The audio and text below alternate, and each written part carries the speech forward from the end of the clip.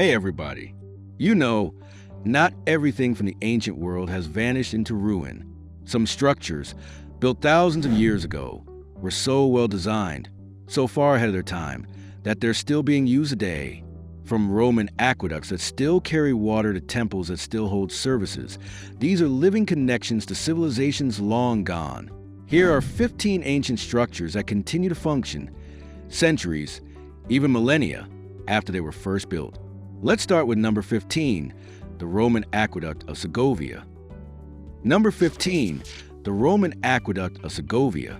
In the heart of Spain, the city of Segovia rises around one of Rome's greatest engineering legacies, an aqueduct that has stood for nearly 2,000 years. Built sometime around the late 1st or early 2nd century CE, likely during the reign of Emperor Trajan or Hadrian. The aqueduct was designed to carry fresh water from the Frio River across more than 17 kilometers of rugged terrain. Its most famous section, the sweeping arcade of 160 arches that cuts through the city center, was made without a single drop of mortar. Each block of granite holds the next in perfect balance, relying purely on precision and gravity. The tallest arches reach nearly 29 meters into the air, towering over modern streets that still hum with life. For centuries, this aqueduct supplied Segovia's fountains and baths with clean water. Even today, parts of its ancient channel remain connected to the city's modern water system, still moving water as it did under Roman rule. Over the centuries, kings, bishops, and engineers have all tried to preserve it. Some sections were repaired after Moorish conflicts, others cleaned and reinforced during Spain's Catholic era. But the core remains Roman, a reminder that true engineering doesn't age. When the evening sun hits the stone, the aqueduct looks less like a ruin and more like a machine, still working, still alive. Number 14, the Pont du Gard. In southern France, near the town of Nîmes, stands another masterpiece of Roman engineering, the Pont du Gard. Built in the 1st century CE, this colossal bridge formed part of a 50-kilometer aqueduct that supplied water to the Roman city of Nemours, what we now call Nîmes. 3 tiers of perfectly stacked arches span the Gardon River, with the topmost channel once carrying thousands of gallons of water per day, rising nearly 50 meters above the riverbed. It's one of the highest Roman aqueducts ever built and one of the most breathtaking. Even after the fall of Rome, the bridge never fell out of use. During the Middle Ages, it served as a toll crossing.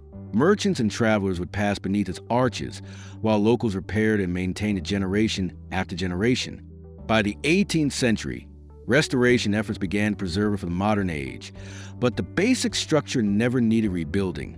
Today, small amounts of water still run through parts of its channel, a token reminder of its original purpose.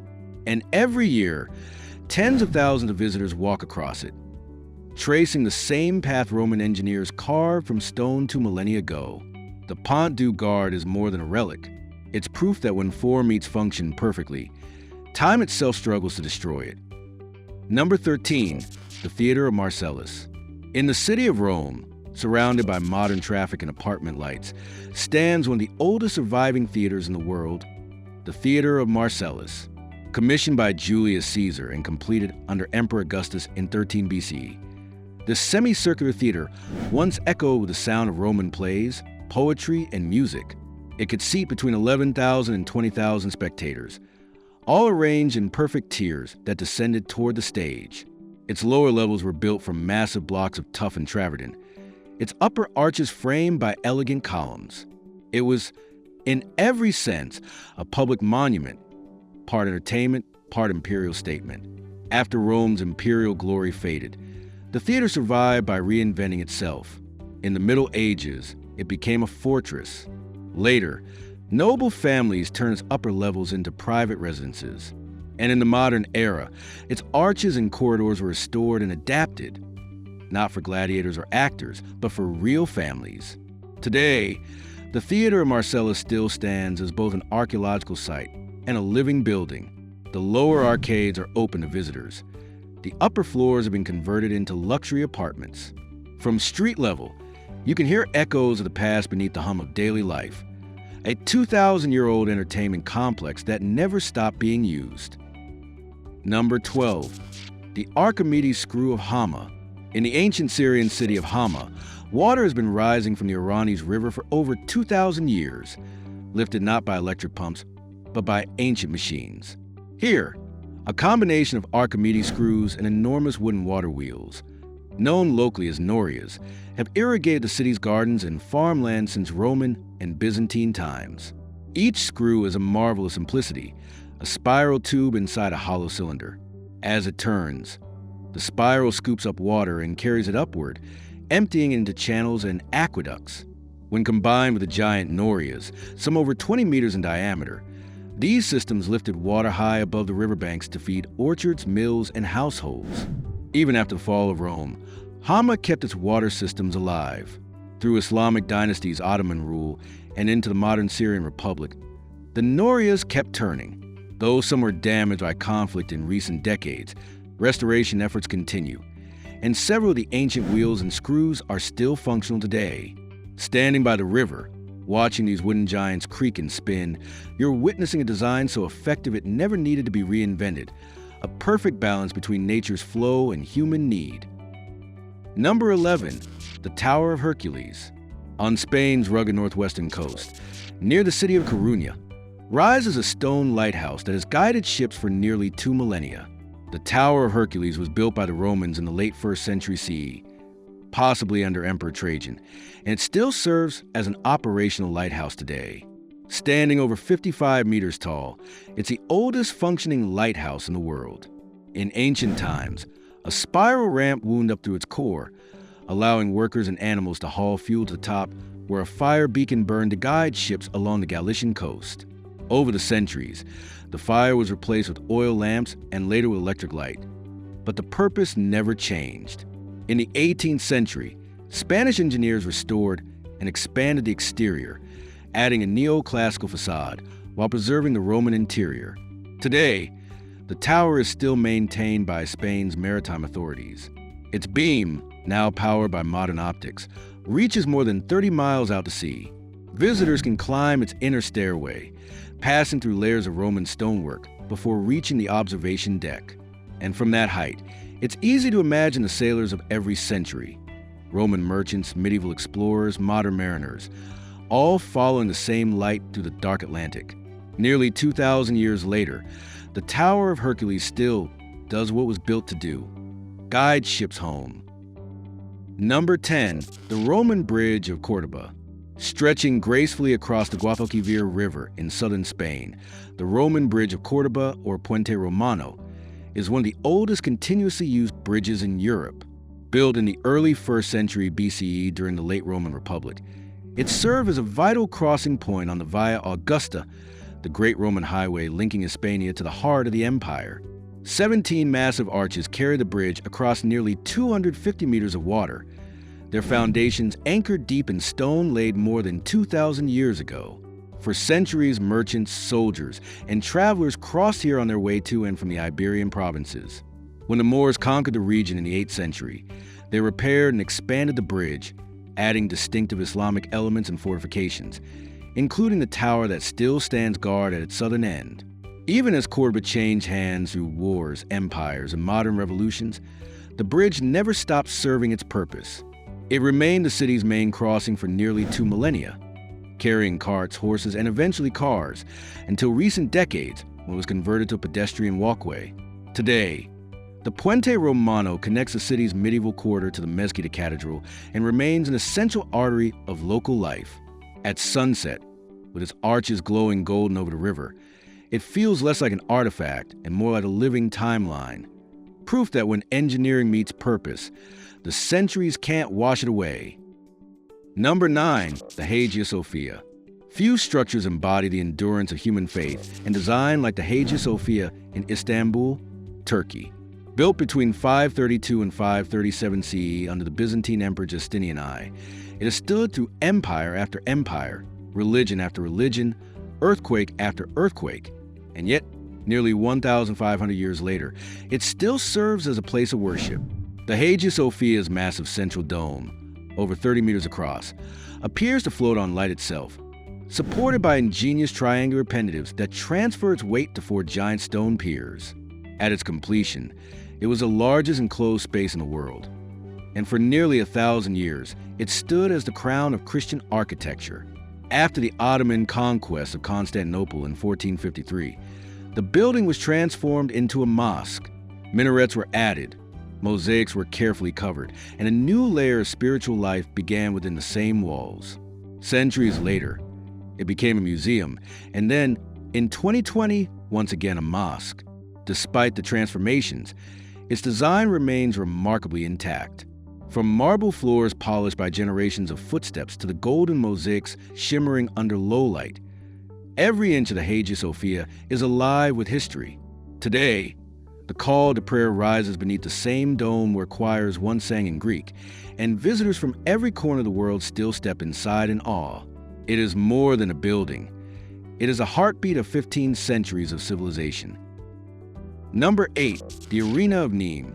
In southern France, within the ancient city of Nîmes, stand one of Rome's best-preserved amphitheaters. The Arena of Nîmes, built around 70 CE under Emperor Vespasian, the same ruler who commissioned the Colosseum. This arena could seat over 20,000 spectators for gladiatorial games, hunts, and festivals. Its structure follows Rome's signature design. 2 levels of arcade stacked with precision, forming an ellipse of towering limestone arches. Inside, a network of staircases and corridors allowed crowds to flow in and out seamlessly, a logistical marvel still studied by architects today. When the Roman Empire crumbled, the arena didn't fall silent. In the Middle Ages, it became a fortress and later a small residential district, filled with homes and chapels built inside its outer walls. In the 18th century, those medieval additions were removed to restore the amphitheater's original form, and since then it has returned to its intended purpose, a venue for public gatherings. Today, the arena hosts concerts, festivals, and even bullfights during the Feria de Nîmes. Modern lighting, seating, and sound systems blend subtly into the ancient stone. Visitors still enter through the same gates Roman citizens once used, stepping into an open bowl of history and sound. Nearly 2,000 years on, the Arena of Nîmes is still doing what it was built to do: bring people together to watch, cheer, and feel the pulse of a crowd. Number 7, the Roman Baths of Bath. In the English city of Bath lies one of the most extraordinary legacies of Roman Britain. The Roman Baths, still steaming with geothermal water nearly 2 millennia after their creation. Built around 70 CE, the complex was centered on the region's natural hot springs, which flow at a steady temperature of 46 degrees Celsius, 115 degrees Fahrenheit. The Romans believed these waters were sacred, dedicating them to the goddess Sulis Minerva, and constructed an elaborate temple and bathing complex that became a hub of religion, healing, and leisure. Even after the Roman withdrawal from Britain in the 5th century, the baths were not forgotten. Medieval builders repurposed parts of the site, and in the 18th century, the city experienced a resurgence as a fashionable spa destination. Excavations during that period revealed the original Roman foundations and plumbing, lead pipes, stone channels, and a drainage system so advanced that it still inspires engineers today. Though visitors can no longer bathe directly in the ancient pools due to preservation concerns, the nearby modern Thermi Bath Spa still uses the same natural hot springs, the very waters that once filled Roman basins. Steam still curls above the surface, just as it did when legionnaires came to pray and soak away their fatigue. The Roman baths remind us that wellness isn't a modern idea. It's an ancient ritual built to last. Number 6, the Parthenon. High on the Acropolis of Athens stands a symbol recognized around the world. The Parthenon, completed in 432 BCE, built as a temple to Athena, the city's patron goddess, it was more than just a monument. It was a declaration of Greek mastery in art, mathematics, and engineering. Every column leans slightly inward, every line curves subtly, correcting optical illusions so that to human eye, it appears perfectly straight. The Parthenon has lived many lives. It's been a pagan temple, a Christian church, a mosque, and even an ammunition depot. When an explosion struck in 1687, much of its roof and inner chamber were destroyed. Yet the structure itself refused to fall. Its Doric columns still stand tall against centuries of war, weather, and neglect. Ongoing restorations since the 1970s have stabilized its marble blocks and carefully reassembled broken sections. And though it no longer serves as a temple, It remains a functioning architectural structure, a load-bearing monument still defying earthquakes and time. On certain holidays, ceremonies are held there, connecting modern Greeks to their ancient roots. The Parthenon is not just an artifact. It's an idea in stone, a design so precise that even ruined, it still defines perfection. Number 5, the Pont Valenter. In the quiet French town of Cahors, a stone bridge arches over the Lot River, elegant, fortified, and steeped in legend. This is the Pont Valenter, one of the most remarkable medieval structures still serving its purpose today. Construction began in 1308, during a time of political tension and constant war. It took nearly 70 years to complete, an immense project for its era. The bridge spans 172 meters with 6 pointed arches and 3 massive defensive towers, each once fitted with gates and portcullises. Its function was simple yet vital: to protect and connect the city, controlling trade and travel through the region. Over the centuries, the Pont Valenter survived floods, battles, and even neglect, always remaining intact enough to cross. By the 19th century, it became the focus of a major restoration project that revived its Gothic splendor. During that effort, architect Paul Gout added a small carved devil on one of the towers, a playful nod to a local legend that claimed the frustrated builder had once made a pact with the devil to finish the bridge faster. Today, the bridge is pedestrianized, open to walkers who tread the same stones that medieval merchants once crossed. It's also a UNESCO World Heritage Site, recognized for its architectural integrity and the simple fact that, after 7 centuries, it's still doing what was built to do: link two shores and tell a story of human perseverance. Number 4, the Basilica of San Vitale. In Ravenna, Italy, where East once met West, the Basilica of San Vitale still glows with the color and light of Byzantium. Completed in 547 CE during the reign of Emperor Justinian I, it remains one of the finest surviving examples of early Christian architecture, and it's still an active church. From the outside, its octagonal shape seems humble, but step inside and you're surrounded by breathtaking mosaics that shimmer with gold and glass. On one wall, Emperor Justinian and Empress Theodora stand eternal, their jeweled robes gleaming under soft light. Every surface seemed alive, covered in marble frescoes and tiles that have survived nearly 15 centuries. The basilica's structure is a triumph of engineering.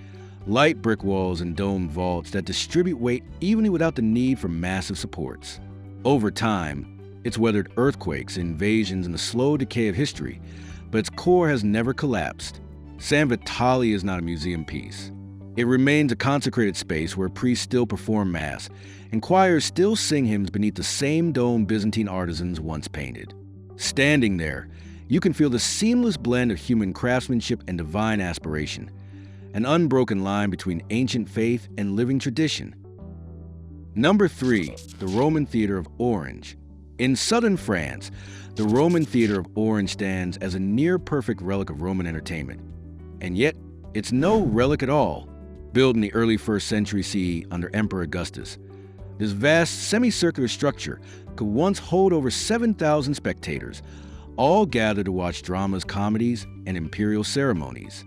The theater's most extraordinary feature is its stage wall, a towering facade rising 37 meters high, adorned with niches and statues, including one of Augustus himself. That wall, remarkably, still stands, its acoustic perfection allowing performers to project their voices without amplification. After the fall of Rome, the theater was abandoned and eventually repurposed, at times as a fortress, at times as housing. When the French government restored it in the 19th century, it returned to its original purpose. Today, the theater once again hosts grand performances, most famously during the annual Corregis d'Orange Opera Festival. As the sun sets and music fills the ancient stone, the audience experiences something few places on earth can offer: a show performed exactly where Romans once sat, in a building that has never truly gone silent. Number 2, the Cloaca Maxima. Beneath the streets of modern Rome runs one of the city's oldest and least glamorous, yet most important, surviving structures, the Cloaca Maxima, or Great Sewer. Built in the 6th century BCE, it was designed to drain the marshlands between the city's hills, turning swamp into livable land, including the future site of the Roman Forum. Early engineers used massive stone blocks, cut and fitted without mortar, to line the tunnels. They added a subtle gradient to keep water moving toward the Tiber River, a design principle so effective that it's still used in modern drainage systems. Over time, the open channels were enclosed and expanded, evolving into one of the earliest urban sanitation networks in history. Even today, parts of Cloaca Maxima remain connected to Rome's stormwater system. After more than 2,500 years, the tunnels still guide runoff safely toward the river, quietly maintaining the city's health and stability. Most Romans walk above it without realizing that below their feet flows one of civilization's oldest functioning infrastructures, a silent monument of practicality that has outlasted empires, popes, and entire eras. Number 1, the Colosseum. At the heart of Rome stands a monument so famous it barely needs introduction, the Colosseum or Flavian Amphitheater.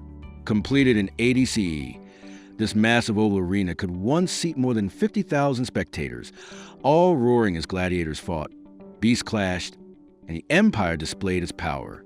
Built from travertine, concrete, and iron clamps, its design was revolutionary. A web of arches, vaults, and corridors allowed crowds to enter and exit in minutes, something modern stadiums still emulate. Beneath the arena floor lay the hypogeum, a labyrinth of tunnels and elevators that made wild animals and stage sets appear like magic. When the games ended in the 5th century, the Colosseum didn't fade into ruin. It became a fortress, then a Christian shrine, later a quarry, and finally a national symbol. Its structure endured earthquakes, fire, and war, a survivor as much as a symbol. Today, it serves as both a historical monument and an active space. Religious ceremonies, concerts, and cultural events still take place within its walls. Each year, millions visit not just to see stone, but to feel history breathe. The Colosseum is more than an amphitheater. It's proof that human ingenuity, once unleashed, can echo across millennia. From aqueducts and temples to bridges and theaters, these ancient structures remind us that true engineering never really dies. Built for gods, for cities, for people, they still stand, still serve, and still connect us to the hands that carved their first stones. The world may have changed around them, but their purpose endures, silent, steadfast, and immortal.